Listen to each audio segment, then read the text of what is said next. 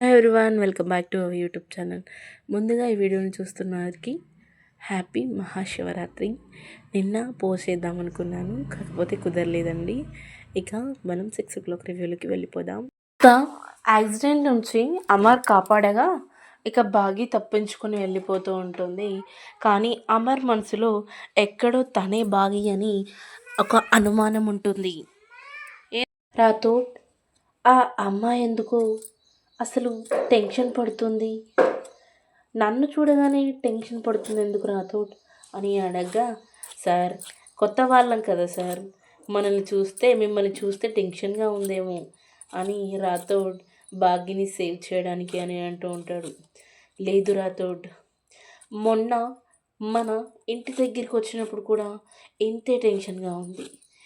ఇవాళ కూడా నేను ఈ వెనక నుంచి కనపడగానే అంతే టెన్షన్గా ఉంది. అసలు ఆమె ఎవరు? ఖచ్చితంగా తను బాగినే అయి ఉంటుందా అని అనడంతో, ఇక అలాంటిది ఏమి ఉండదులేండి సార్, తనెందుకు ముసుగులో ఉంటుంది అని అనడంతో, ఏమో రాథోడ్, నాకు తెలిసి నాకు దగ్గర అవ్వడానికి అలా వచ్చిందేమో అనగా, మంచిదే కదా సార్ దగ్గర అవ్వడానికి అలా చేస్తే అనడంతో, ఏంటి రాథోడ్ నేను చెప్పానా తను నా దగ్గరికి వస్తే ఇప్పుడు యాక్సెప్ట్ చేస్తానని అనడంతో, ఇక రాథోడ్ కూడా కాస్త ఇక డల్గా అయిపోతాడు. సరే సార్ అని అక్కడి నుంచి సైల్యూట్ చేసి వెళ్ళిపోతూ ఉంటాడు. ఇక హాల్లో లోపల బాధపడుతూ ఉంటాడు అమర్. బాగి, నువ్వు లేక నా జీవితం చీకటైపోయింది. ఆ విషయం నీకన్నా అర్థమవుతుందా? నువ్వు ఉన్న క్షణాలు ఇంకా నా మదిలో మెలిగిపోతూ ఉన్నాయి. నేను ఆ క్షణాలన్నీ మర్చిపోలేకపోతున్నాను. కానీ నువ్వు సంతోషంగా మర్చిపోయి వెళ్ళిపోయావు కదా, నాకు దూరంగా ఉండాలనుకున్నావు కదా, ఉండు బాగి ఉండు. నువ్వెలా ఉన్నావో నా మనసు రాయి చేసుకుని అలానే ఉంటాను అని అనుకోగానే, తను కళ్ళు మూసుకొని ఇలా తల పైకి పెట్టుకోగానే తనతో ఉన్న జ్ఞాపకాలు గుర్తొస్తూ ఉంటాయి. తను వెనుక నుంచి హక్ చేసుకు ఉంటుంది. ఏమండి మిలిటరీ మొగుడు గారు, కాస్తనన్నా నాపై జాలి లేదా మీకు అని అంటూ ఉండగా చెయ్యి పట్టుకొని లాగుతూ ఉంటాడు అమర్. ఏయ్ మిస్సమ్మ ఇలారా అని అనగా, ఏంటండి అంటూ దగ్గరగా వస్తుంది మిస్సమ్మ. నీపై నాకెందుకు కోపం అని అద్దంలో తనని చూపిస్తూ వెనక నుంచి హక్ చేసుకుంటూ ఉంటాడు అమర్. ఇక ఆ మూమెంట్ గుర్తొచ్చి సడన్గా కళ్ళు తెరుస్తాడు అమర్. మరోవైపు కుర్చీలో కూర్చొని బాగి టెన్షన్ పడుతూ ఉంటుంది. ఇక బయట నుంచి కరుణ వస్తూ, నీకు దొరికిపోవాలని రాసిపెట్టున్నట్టుందే, అందుకే ఎటుబడి బయటికి వెళ్ళిన ప్రతిసారి మీ ఆయన కంట్లో పడుతున్నావు అని అంటుంది కరుణ. అలా మాట్లాడతావేంటి కరుణ, ఇన్ని రోజులు చేసింది వేస్ట్ అయిపోతుంది కరుణ. నేను కంటపడితే, నేను బోర్కాలో ఉన్నా సరే ఆయన నన్ను ఎలా గుర్తుపడుతున్నాడో అర్థం కావట్లేదు అని అంటూ ఉంటుంది. ఇక అలా అనడంతో కరుణ అంటుంది, నిన్ను గుర్తుపట్టడం కాదే, సార్కి డౌట్ వచ్చినట్టుంది. మొన్న ఇంటి దగ్గర వెయిట్ చేసావు కదా, అలా ఏమైనా డౌట్ వచ్చి ఉంటుంది నీ పైన అని అనడంతో, మరి ఇప్పుడు ఎలా కరుణ, ఆ ముసుగులో ఉన్న అమ్మాయిని నేనేనని ఆయనకి తెలిస్తే ఇంకా అంతే సంగతులు అని అనుకుంటూ ఉంటుంది. మరి ఏం చేద్దాం ఇప్పుడు అని అంటూ ఉండగా, ఆలోచిద్దాం అని కరుణ అంటూ ఉంటుంది. ఇక పాప కూడా స్కూల్ నుంచి రావడంతో, హాయ్ అమ్మా అని అంటుంది పాప వచ్చి.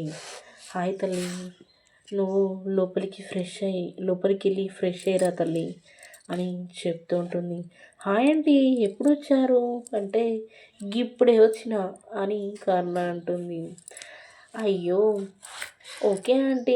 ఎప్పుడు అడిగినా సరే టెన్షన్‌గా ఆన్సర్ చెప్తారు మీరైతే. అంటే మీ అమ్మ పెట్టే టెన్షన్‌లు మామూలుగున్నాయా నాకేమైనా? నాకేమైనా టెన్షన్‌లున్నాయా? అని అంటూ ఉంటుంది కరుణ చిలిపి గంతులతో. అనడంతో ఈ ఆంటీతో ఎప్పుడు మాట్లాడినా ఇంతే అని లోపలికి వెళ్ళిపోతూ ఉంటుంది. ఇక మరోవైపు ఆ మనోహరి కోపంగా ఇంట్లోకి వస్తూ ఉంటుంది. ఇక చాంబ యాపిల్ తింటూ చైర్‌లో కూర్చొని పైన ఉంటుంది. ఇంక మనోహర్‌ని చూసి పైకి లేచి నిలబడుతుంది. ఏంటి ఈ రాక్షసి ఇంత కోపంగా వస్తుంది? అయిన పని కానట్టుంది. అయినా ఎప్పుడైందని అని నవ్వుకుంటూ ఉంటుంది లోలోపల. అమ్మో! దీనికి బాధపడ్డట్టు కనపడకపోయినా నన్ను చంపుతది అని మనోహరి లోపలికెళ్ళి డోర్ టప్పుమని ఎయ్యగా, గట్టిగా వేయగా వెళ్ళి మనోహరి, ఏమైంది మనోహరి? ఒక్కసారన్నా నవ్వుకుంటూ వస్తుంది అంటే నవ్వుకుంటూ రావు అని అంటూ ఉంటుంది. బా ఈసారి కూడా ఆ పిల్ల నీ ప్లాన్ చెడగొట్టిందా? లేకపోతే దాని తల్లి చెడగొట్టిందా? అని అంటూ ఉండగా, అంటే నా ప్లాన్ చెడిపోద్దని నీకు ఆల్రెడీ తెలుసా చాంబా? అని కోపంగా అంటూ ఉంటుంది. ఆహాహా! ఒకవేళ నీ ప్లాన్ సక్సెస్ అయితే నీ మొహంలో ఆనందం చూడొచ్చు కదా మనోహరి. ఇక నీ నీ ఫేస్‌లో బాధ ఉందంటే ఖచ్చితంగా సక్సెస్ కాలేదు. ఇప్పుడు ఎవరిపై కోపంగా ఉన్నావని అడుగుతున్నాను అని అంటూ ఉంటుంది చాంబ. ఈసారి కోపంగా లేను చాంబ. బాధగా ఉన్నాను. అంటే ఎందుకు? అది చావలేనని బాధ, చంపడం చేత కావట్లేదని బాధ అనగా ఒకేసారి ఖచ్చితంగా గట్టిగా చూస్తుంది మనోహరి. అంటే అని వెనక్కి తిరుగుతుంది చాంబ. నేను అలసైపోయాను చాంబ నీకు అని లోపల అనుకుంటూ ఉంటుంది. ఏమైంది మనోహరి? ఫస్ట్ చెప్తేనే కదా నాకు తెలిసేది. నాకు టెన్షన్‌గా ఉంది మనోహరి చెప్పు అనడంతో, ఈసారి ఎవరో ఆపడం ఏంటి? అమరే దాన్ని కాపాడాడు అని చెప్పడంతో ఇక చాంబ ఒకేసారి షాక్ అవుతూ ఉంటుంది. నువ్వు చంపడానికి వెళ్తే అమర్ సార్ అక్కడికెందుకొచ్చాడు అని అంటూ ఉంటుంది. నాకేం తెలుసు అమర్ కూడా అక్కడికే వస్తాడని నేనేమైనా ఊహించానా అని అంటూ ఉంటుంది మనోహరి. ఇవాళ ఎలాగైనా పని కంప్లీట్ చేసుకుంటాననుకున్నాను. కానీ ఇవాళ అసలు అమర్ ఎందుకొచ్చాడు అక్కడికి? అసలు బూర్ఖాలో ఉంది బాగి అని కనిపెట్టేశాడా? లేక అనుమానంతో ఫాలో అవుతున్నాడని నాకు తెలియట్లేదు అని టెన్షన్ పడుతూ ఉంటుంది. అనుమానం అయితే దాన్ని తుంచేయొచ్చు, కానీ కన్ఫర్మేషన్ అస్సలు కాకూడదు చాంబా. ఇక నేను ఇన్నేళ్ళు కష్టపడ్డది వేస్ట్ అవుతుంది చాంబా అని అంటూ ఉంది. నువ్వు అటు ఇటు తిరగమాకు, మనం ఏదైనా ఒకటి ఆలోచిద్దాం మనోహరి అంటూ ఉంటుంది ఇక చాంబా. అనడంతో ఏమైనా ఆలోచించాలి, ఇమీడియట్గా ఆలోచించాలి. అమర్ మనసులో తన మీదున్న ప్రేమ చావలేదు చాంబా, నాకు అది బాగా తెలుసు. కేవలం మీదికి మాత్రమే దానిపై ప్రేమ లేనట్టు నటిస్తున్నాడు చాంబా. ఖచ్చితంగా అమర్కి చాలా ప్రేమ ఉంది లోపల అని అంటూ ఉంటుంది మనోహరి. ఇక అనడంతో చాంబా ఇలా అంటూ ఉంటుంది. భార్యపై భర్తకు ప్రేమ లేకుండా ఇలా రాక్షసులా వెంబడి పడే దాని మీద ప్రేమ ఉంటుందా? ఆ మాత్రం అర్థం చేసుకోలేవు కాబట్టే ఇంకా నీకు పెళ్లి కాలేదు అని లోపల చాంబా అనుకుంటూ ఉంటుంది. అమ్మో! ఇది ఇంకా పెళ్లి చేసుకోకుండా ఉంటుంది. ఇక ఆ సార్ పాపం దీని కుట్రలకు బలి అవుతాడో ఏమో అని అనుకుంటూ ఉండగా మళ్ళీ తనే ఇలా అనుకుంటూ ఉంటుంది. అయినా ఈ ఆటలన్నీ ఆ సార్కు తెలవనన్ని రోజులే. ఒక్కసారి అమర్ సార్ కానీ ఈ విషయాలన్నీ తెలిస్తే దీన్ని చంపి బొందబెడతాడు. ఆ విషయం దీనికి అర్థం కావట్లేదు అని అనుకుంటూ ఉంటుంది చాంబా. మరోవైపు పిల్లలు స్కూల్ నుంచి రావడంతో, డాడ్ ఏంటి డాడ్, హాయ్ డాడ్, డల్గా కూర్చున్నారేంటి డాడ్ అని అడగడంతో, ఏం లేదు నాన్న, మీరు పైకి వెళ్ళండి, ఎలా జరిగింది వాళ్ళ స్కూలు అంటే, ఫైన్ డాడ్, ఎగ్జామ్స్ కూడా కంప్లీట్ అయిపోయాయి, ఇక ఖాళీగానే ఉంటున్నాం, ఫ్రీనే డాడ్ అని అంటూ ఉంటారు పిల్లలంతా. ఓకే గుడ్, ఎలా రాశారు ఎగ్జామ్స్ అంటే, గుడ్ డాడ్ బాగా రాశాం అని అమ్ము అంటూ ఉంటుంది. ఇక పిల్లలంతా పైకి వెళ్తూ ఉంటారు. అంజు అని అనడంతో హా డాడ్ అని అంజు పాప వెనక్కి తిరిగి చూస్తుంది. ఇక అప్పుడే మెట్లు దిగి చాంబ మనోహరి వస్తూ ఉంటారు. ఈరోజు బుజ్జమ్మ మీతో రాలేదు అంజు అని అడగడంతో, అది వాళ్ళ ఇంటికి వెళ్ళిపోయింది కదా డాడ్ అంటే ఆశ్రమంలోకి వెళ్ళిపోయింది తను అంటే, ఓహో ఓకే మీరు వెళ్ళండి అంటూ ఉంటాడు. ఇక రాతోడు మాత్రం ఇక తన గుమ్మం దగ్గర నిలబడి, ఇక కూతురు అని తెలియక ముందే ఇంత ప్రేమ ఉంటే సార్ మీకు, మీ కూతురు అని తెలిస్తే ఇంకెంత ప్రేమగా చూసుకుంటారు. బుజ్జమ్మ నిన్న మొన్న మన ఇంట్లోనే తిరిగింది. ఈ ఒక్క రోజుకి బుజ్జమ్మ కనపడవడంతో బుజ్జమ్మ గురించి అడుగుతున్నారే, అయ్యో దేవుడా అని, ఇలాంటి బంధాలను నువ్వు ఎందుకు విడగొట్టావు దేవుడా అని రాతోడు ఫీల్ అవుతూ ఉంటాడు. ఇక మనోహరి మాత్రం కోపంగా మెట్లు తిక్కుంటూ వస్తూ ఉండగా, అమర్ ఈ మధ్య రాతోడికి ఎక్కడో వ్యవహారాలు నడుస్తున్నాయి అమర్ అని అంటూ ఉంటుంది మనోహరి. ఏంటి మనోహరి అని అంటాడు అమర్.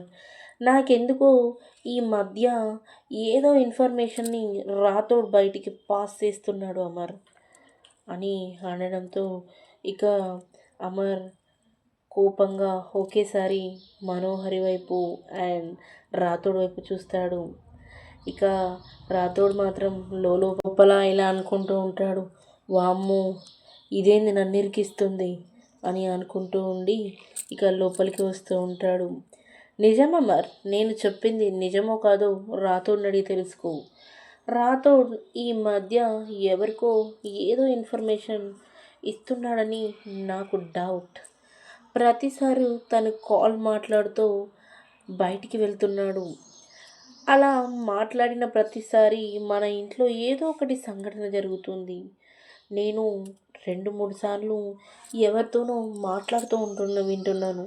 ఇన్ని ఏళ్ళు లేనిది, ఇన్ని రోజులు లేనిది కొత్తగా రాతోడికి ఈ అలవాటు వచ్చింది అమర్. అంటే ఏదో మార్పు ఉంది. ఈ రాతోడ్ అసలు ఏం చేస్తున్నాడో నువ్వు తెలుసుకుంటున్నావా అమర్ అని అనడంతో, ఇక రాతోడు వైపు అమర్ చూస్తాడు. ఇక రాతోడు ఫేస్ మాత్రం చాలా బాధగా ఉంటుంది. ఎందుకంటే తను ఇన్నేళ్ళు పనిచేసిన సార్ ఒక్క మాట అనడు కదా, ఒకటేసారి అలా మాట్లాడుకునేసరికి బాధపడుతూ ఉంటాడు రాతోడ్. ఇక మనోహరి లోపల ఇలా అంటుంది, రాతోడ్ నిన్ను ఫస్ట్ ఇరికిచ్చి బయటికి పంపిస్తే గాను ఇక్కడ దాని పని పట్టడం నా వల్ల కావట్లేదు.